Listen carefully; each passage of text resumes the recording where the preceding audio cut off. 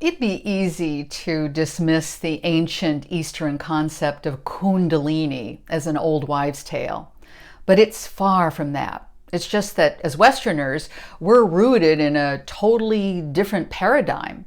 So I find that people who connect with me either have little interest in understanding Kundalini energy or are quite enthralled with the concept of Kundalini awakening or Kundalini activation, as it's often called. See, in the East, India and them parts, going inward, that is, seeking higher consciousness, has been a focus for thousands of years. We think of holy men sitting in caves and ashrams, meditating many hours a day to the exclusion of most anything else. And this was a real thing. The Eastern mind puts soul, or the concept of it, under a metaphysical microscope, if you will, focusing on the sensations created not so much by our physical being, but that of the invisible energies, the life force moving through our physical body. Are you with me? So there are involved metaphysical explanations for this, but let me really simplify it. This energy of Kundalini, often depicted as a snake, and here's a Buddha with a snake around her neck, symbolizing the rising of this Kundalini energy. Normally, this energy is said to be sleeping at the base of the spine, way down, like a coiled snake. And getting it activated and rising it's an advanced move, as depicted in this Buddha, making her an enlightened being. And enlightenment is yet another baffling term to our Western minds. Many people who connect with me say that they are seeking enlightenment and asking me if I can help them with that. I'll say a little more about that later. But in ancient Eastern spiritual texts, the rising of the Kundalini is said to be an essential part of the spiritual evolution of a human being. Let me say that again. The rising of the Kundalini is said to be essential to the spiritual evolution of a human being. Once you get the Kundalini rising from the base of the spine, it's described as moving upward and clearing out energy blockages, transforming and releasing fear, anxiety, self-doubt, shame, anger, and so much more. And this Kundalini energy has been described as a kind of incinerator that burns your inner psychic garbage and purifies the soul. Who wouldn't want that, yeah? But, and it's a big but, it's not a walk in the park. This potent energy that's flushing through you, there are all kinds of negative accounts from people who, not being ready, have experienced wild and traumatic psychological problems, or what we might call in the Western term, triggering through Kundalini awakenings.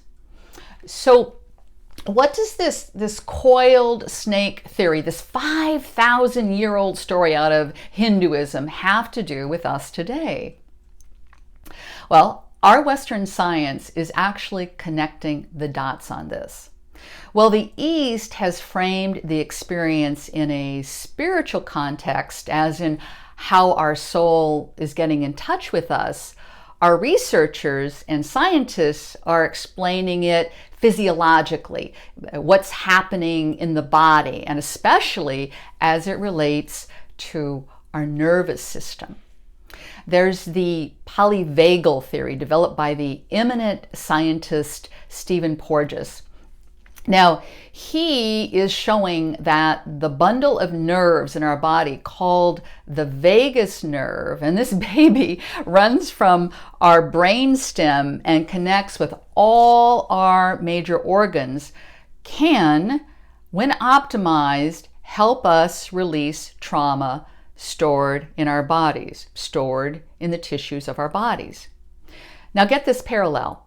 In the East, with the Kundalini, they call it releasing blocked energy in our bodies. And in the West, it's trauma stored in the tissues of our body. Blocked energy, stored trauma, same thing. And this is where I say science and soul meet, particularly in my work called emotional liberation. And the upshot is this, that in order to do this work of releasing trauma that has manifested itself in difficult emotions such as fear and anxiety and shame and anger and other emotions, we need to get ourselves in strong physical conditions so we can call up these emotions. Otherwise, it can be intolerable. It can be truly suffering. In Western science, it's said that we need to do this by training or toning our vagus nerve.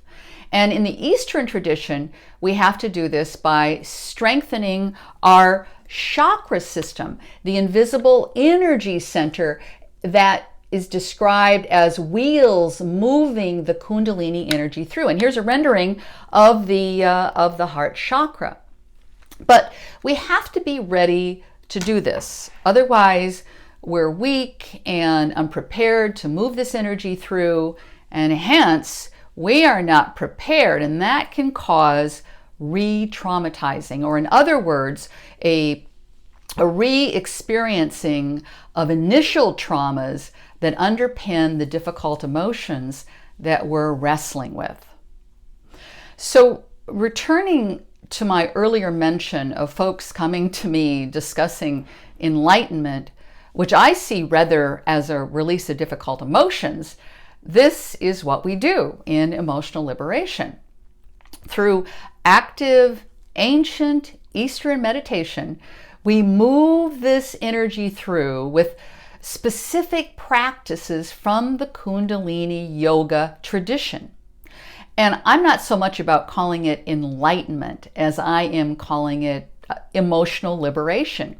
And the more you do it, the stronger your nervous system or your chakra system becomes, so that you can move the block energy through in a healthy and actually calculated way.